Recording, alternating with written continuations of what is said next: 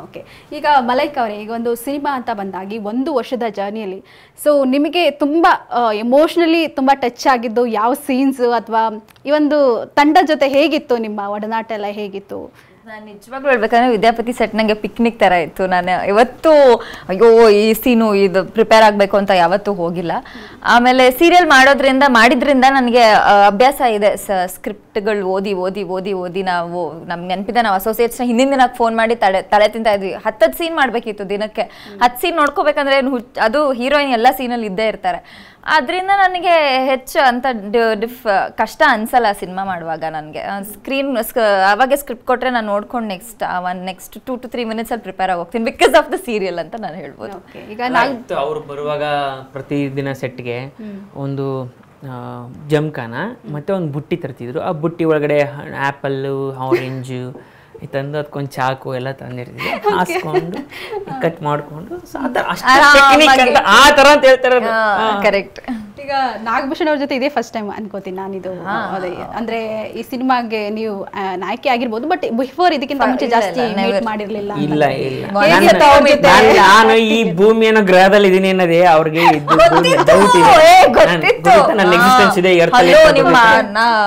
ಉಪಾಧ್ಯಕ್ಷ ರಿಲೀಸ್ ಆದ್ಮೇಲೆ ನೀವು ಮದ್ವೆ ಆಗಿದ್ದು ಅದೆಲ್ಲ ಗೊತ್ತು.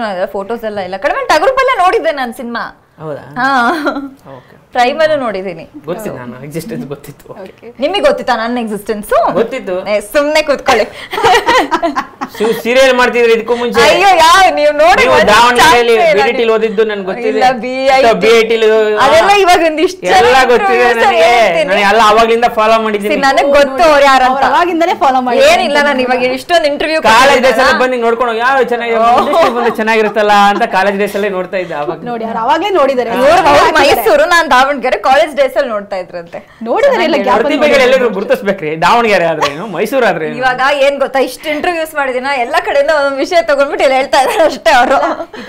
ಈಗ ಜಾಗ ಎಲ್ಲೇ ಇರ್ಲಿ ಗುರ್ಸೋದು ಮುಖ್ಯ ಅಲ್ಲ ಹೇಳಿದ್ರು ಅವ್ರು ಕರೆಕ್ಟ್ ಆಗಿ. ಅದಕ್ಕೆ ನಮ್ಮ ಡೈರೆಕ್ಟರ್ಸಿಗೆ ಥ್ಯಾಂಕ್ಸ್ ಹೇಳ್ಬೇಕು ಈ ಸಿನಿಮಾಗೆ ನನ್ನ ಕಾಸ್ಟ್ ಮಾಡಿದಕ್ಕೆ ಅಲ್ವಾ. ಈಗ ನೀವು ಮಲೈಕಾ ಜೊತೆ ಕೆಲಸ ಮಾಡಿದ್ ಹೇಗೆ ಅನ್ಸ್ತು? ಸೊ ನಿಮಗೆ ಹೇಗಿತ್ತು ಅಂತ ಹೇಳಿದ್ರೆ ನೀವಿರ್ಲಿಲ್ಲ.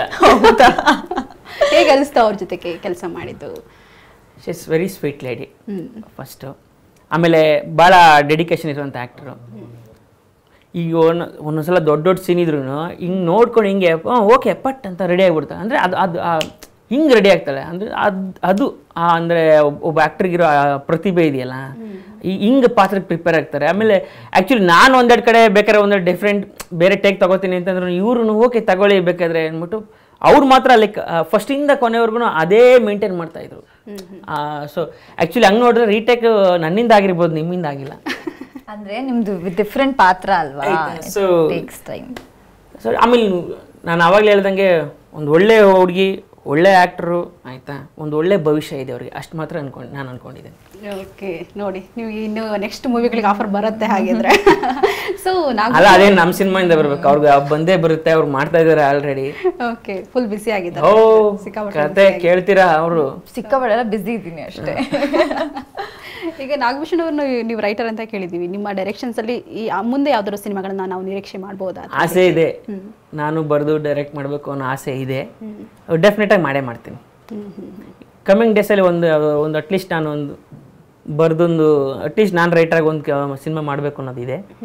ಸೊ ಡೆಫಿನೆಟ್ಲಿ ಮಾಡೇ ಮಾಡ್ತೀನಿ. ಓಕೆ, ಮಲೈಕ್ ಅವರು, ಈಗ ನೀವು ಧಾರಾವಾಹಿಲಿ ಸೀರಿಯಲ್ ಮಾಡಬೇಕಾದ್ರೂ ಕೂಡ ಸಿನಿಮಾಗೆ ಬಂದ ತಕ್ಷಣ ಅದು ಬೇರೆ ಬೇರೆ ಥರನೇ ಇರುತ್ತೆ. ಅಂದರೆ ಶೂಟಿಂಗ್ಸ್ ಏನೇ ಇದ್ರೂ ಕೂಡ ಡಿಫ್ರೆನ್ಸ್ ತುಂಬ ಇರುತ್ತೆ. ಸೊ ನಿಮಗೆ ತುಂಬ ಡಿಫ್ರೆನ್ಸ್ ಅಂತ ಅನಿಸಿದ್ದು ಏನು? ಟೈಮ್ ಸ್ಕೆಡ್ಯೂಲ್ ಇರ್ತಾ ಇತ್ತು ಅಲ್ಲಿ. ಇಲ್ಲಿ ತುಂಬ ಆರಾಮಾಗಿ ಕೆಲಸ ಮಾಡ್ಬೋದು. ಪ್ರಿನ್ಸಸ್ ಥರ ನಮ್ಮನ್ನ ನೋಡ್ಕೋತಾರೆ. ಯಾವ ಪ್ರೊಡಕ್ಷನ್ ಹೌಸ್ ಅಷ್ಟೇ ತುಂಬ ಚೆನ್ನಾಗಿ ನೋಡ್ಕೊಂಡಿದ್ದಾರೆ ನನ್ನ. ಸೊ ಫಸ್ಟ್ ಪ್ರೊಡಕ್ಷನ್ ಹೌಸಿಂದ ಇಟ್ಕೊಂಡು ಇವಾಗ ನಾನು ಮುಂದೆ ಮಾಡ್ತಿರೋದು ಅವ್ರ ಮನೆ ಮಗಳ ಥರ ಆರಾಮಾಗಿ ನೋಡ್ಕೋತಾರೆ. ಬಟ್ ಸೀರಿಯಲಲ್ಲಿ ಏನು ಮಾಡೋಕ್ಕಾಗಲ್ಲ, ಯಾಕಂದರೆ ಡೈಲಿ ಎಪಿಸೋಡ್ಸ್ ಹೋಗಬೇಕು, ತುಂಬ ಹೆಕ್ಟಿಕ್ ಸ್ಕೆಡ್ಯೂಲ್ ಇರುತ್ತೆ. ಬೆಳಗ್ಗೆ ಹೋದರೆ ರಾತ್ರಿ ಬರ್ತೀನಿ, ಅದಕ್ಕೆ ಅದು ಕಂಟಿನ್ಯೂ ಆಗ್ತಾನೇ ಇರುತ್ತೆ ಒಂದು 20 ದಿನಕ್ಕೆ. ಬಟ್ ನಾನು ಅಲ್ಲಿಂದ ಇಲ್ಲಿಗೆ ಬಂದಿರೋದಕ್ಕೆ ನಾನು ತುಂಬ ಡಿಸಿಪ್ಲಿನ್ ಕಲ್ತಿದ್ದೀನಿ. ಇವಾಗ ಡೈರೆಕ್ಟರ್ ನನಗೆ 7 ಗಂಟೆಗೆ ನೀನು ಮೇಕಪ್ಪಲ್ಲಿ ರೆಡಿ ಇರಬೇಕು ಅಂದರೆ ನಾನು ಇರ್ತೀನಿ ರೆಡಿ. ನನಗೆ 5 ಗಂಟೆಗೆ ಎದ್ದು ನಾನು ಮೇಕಪ್ ಆರ್ಟಿಸ್ಟ್ನ ಕರೆಸಿ ರೂಮ್ಗೆ ರೆಡಿಯಾಗಿ ಹೋಗ್ತೀನಿ ನಾನು. ಸೊ ಅದು ನನಗೆ ಸೀರಿಯಲಿಂದ ಕಲ್ತಿರೋದು. ಆ್ಯಂಡ್ ಆ್ಯಕ್ಚುಲಿ ನಾನು ಸೀರಿಯಲಿಂದ ಬಂದಿದ್ದೀನಿ ಅಂತ ನಂಗೆ ತುಂಬ ಖುಷಿ ಇದೆ. ಬಿಕಾಸ್ ತುಂಬ ಸೂಪರ್ ಸ್ಟಾರ್ಸು, ನಮ್ಮ ಯಶಿಂದ, ರಾಕಿಂಗ್ ಸ್ಟಾರ್ ಯಶಿಂದ ಮತ್ತು ರಾಧಿಕಾ ಪಂಡಿತ್ ಮ್ಯಾಮಿಂದ ಅವ್ರು ಎಲ್ಲರೂ ಸೀರಿಯಲಿಂದನೇ ಬಂದಿರೋದು. ಸೊ ಆ ಖುಷಿ ನನಗಿದೆ. ಓಕೆ ಆ್ಯಕ್ಚುಲಾಗಿ ನಾವು ನಿಮ್ಮ ಫಸ್ಟ್ ಸೀರಿಯಲ್ ನೋಡಿದಾಗಲೂ ಅಷ್ಟೇ ಆವಾಗಲೂ ಕೂಡ ನಿಮಗೆ ಸಿನಿಮಾ ಬಗ್ಗೆ ತುಂಬಾ ಕ್ರೇಜ್ ಇರುತ್ತೆ ಮತ್ತೆ ಎರಡನೇ ಮೂವಿ ನೋಡಿದಾಗಲೂ ಅದರಲ್ಲೂ ಕ್ರೇಜ್ ಇರುತ್ತೆ ಇದ್ರಲ್ಲಿ ನೋಡಿ ನೀವು ಹೀರೋಯಿನ್ ಆಗ್ಬಿಟ್ಟಿದ್ದೀರಾ